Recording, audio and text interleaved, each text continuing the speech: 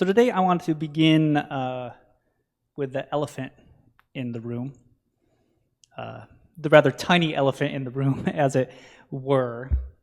And that is, we need to start by talking about how, throughout history, artists have done our brother Zacchaeus dirty. They have done him dirty. You see, Zacchaeus, he was the original short king. He bears the distinction of being the only person in the Bible, the entirety of the Bible, Old Testament, New Testament, the entirety of the Bible. He is the only one who is described for us as being vertically challenged.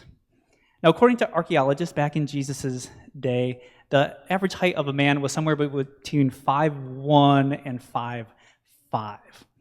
So if Luke is taking the time to comment on the fact that Zacchaeus is short, it is saying something. He probably was pretty short. But even so, that does not justify the rampant disrespect that artists have shown the guy over the years. They tend to depict him either like a child or like some Tom Thumb gremlin-looking thing in a tree. Here's what I mean. So Zacchaeus up in the tree, feeling kind of cute, isn't he? Right? This is a more tame one, but I don't even know where to begin with the proportions of this. Jesus is about the same size as a sycamore tree. I don't know what the artist was on. And here's this one. Zacchaeus up in the tree looks, to my eye, something like E.T. up there. I don't know what he looks like to you. And this one, a more impressionistic work, but even so, Zacchaeus is depicted as a baby with a beard sitting in a branch. And then we have this one. That's actually not a historical work. That's ChatGPT made that for us. But it gets the point across, right? It gets the point across. But for all the disrespect that artists have shown Zacchaeus over the millennia, that disrespect is in fact nothing in compare to the disrespect shown to Zacchaeus by his own community. Now, here's what I mean by that. Our passage this morning tells a story about a time that Jesus and his entourage, the 12 disciples, they walked into the town of Jericho. And as they were making their way through the town, a big crowd started pressing in around them. And when Zacchaeus got word that this famed teacher and healer was in the town, he too wanted to catch a glimpse of him. But rather than working his way through the crowd, he immediately went and he climbed a sycamore tree up ahead of where Jesus was going. He climbed up in the branches so that when Jesus passed by, he'd be over there looking at him and smiling down. Now, let's be clear on this point. That is a very weird thing to do. Zacchaeus, he is a grown man. Not only that, he is a man of significant means. So one would think that the normal thing for him to do would be to go up to the crowd and say, "Excuse me, pardon me, can I scooch through here in order to see?" He is significantly short, so he needs to be up front to see, so I don't think anyone would hold that against him. But Zacchaeus doesn't do that, does he? He heads straight for that sycamore tree. So why does he do something weird like that? Well, we're actually told why in the first few sentences of our story this morning, when we were told that A, Zacchaeus is a tax collector, and B, that he had grown very wealthy from that occupation. You see, so being a tax collector back in Jesus' day wasn't a normal 9-to-5 job that you'd go to and you get a paycheck every week. The way it worked is that every so often the Roman government would auction off contracts that would give someone the right to collect taxes in a specific area for a specific period of time. So for example, if you and I went to this auction, maybe we could get the rights to collect taxes from all the people on North Street for the period of 3 years. So in this system, after the Roman government had auctioned off those contracts, they made all the money they were going to get. So the goal of the tax collector was to recoup all the money they put out for buying that contract and make a little more on top for profit. And the way they did that was by adding their own exorbitant fees on top of the taxes that they were collecting from their neighbors. So when we're told that Zacchaeus grew wealthy from being a tax collector, what that means is that he grew wealthy at the literal expense of his neighbors. He was essentially extorting money from them. So why did he climb that sycamore tree? He climbed that sycamore tree because he knew that his community wasn't going to let him through. At best, he'd be walking out of that situation with a concussion from all the elbow shots he'd be taken to his head. And he still wouldn't have gotten through to see Jesus. That's how hated he was by his community. Ergo, he went and he climbed that sycamore tree. And good thing he does, because Jesus was actually delighted to see him. So delighted, in fact, that he actually invited himself over to Zacchaeus' house for dinner that night. Apparently, that's a perk of being Son of God. You can invite yourself over to people's houses, and it's not considered rude.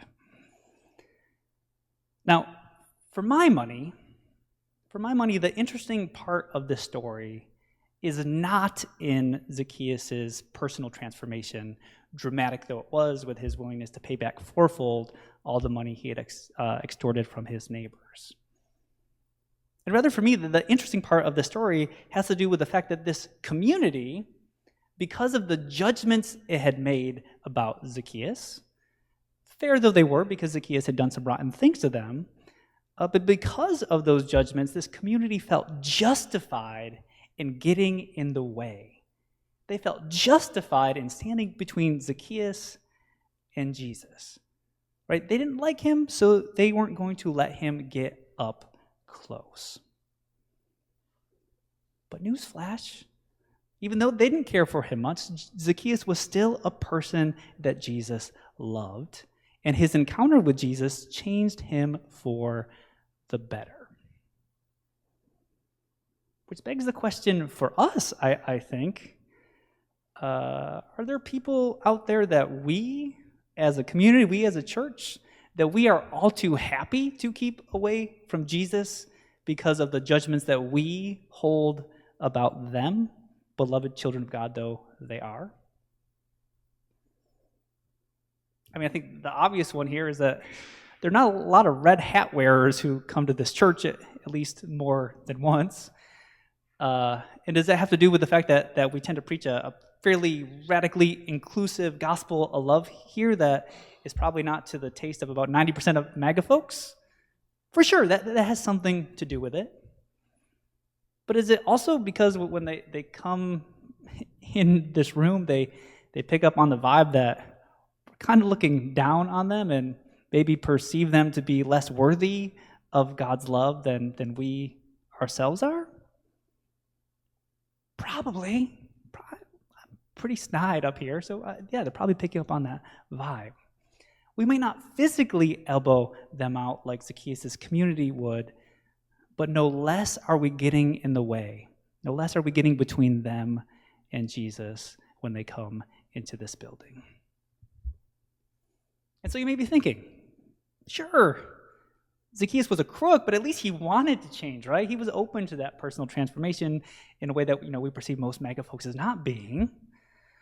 But I want to share with you a modern story that speaks to me of this moment a little bit.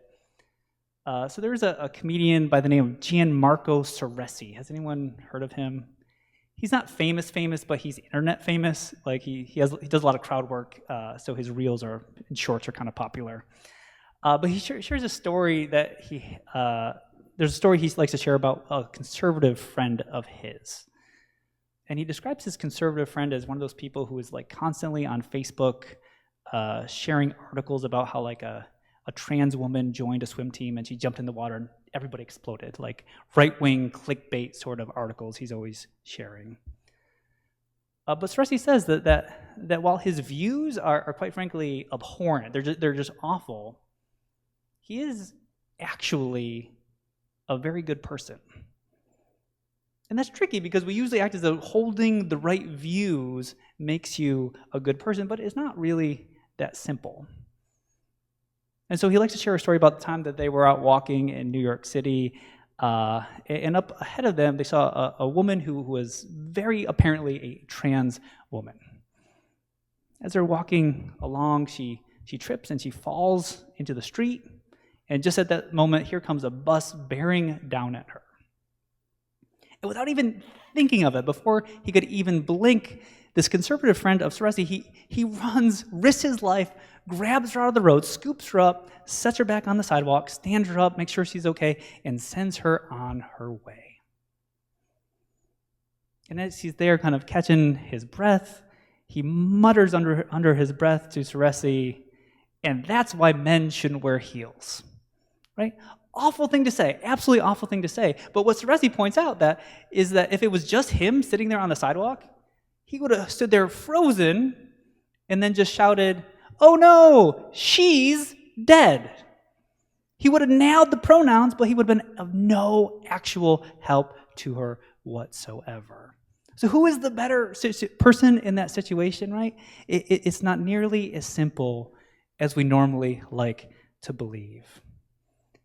And I think that's the point. The crowd thought that Zacchaeus didn't deserve to see Jesus, and the community judged him by the very worst things that he had done in his life, and so they closed ranks and they kept him at arm's length. And I think Ceresi's story shows us that we still do the same thing today. We like to write people off as too far gone, as not our kind, as holding the wrong views. And we assume that God could not possibly be at work in and through their lives. But Jesus likes to surprise us. He keeps showing up where we least expect it. He shows up in a greedy tax collector scrambling up a tree, and he shows up in a conservative friend who risked his life to save another. So here's our invitation today.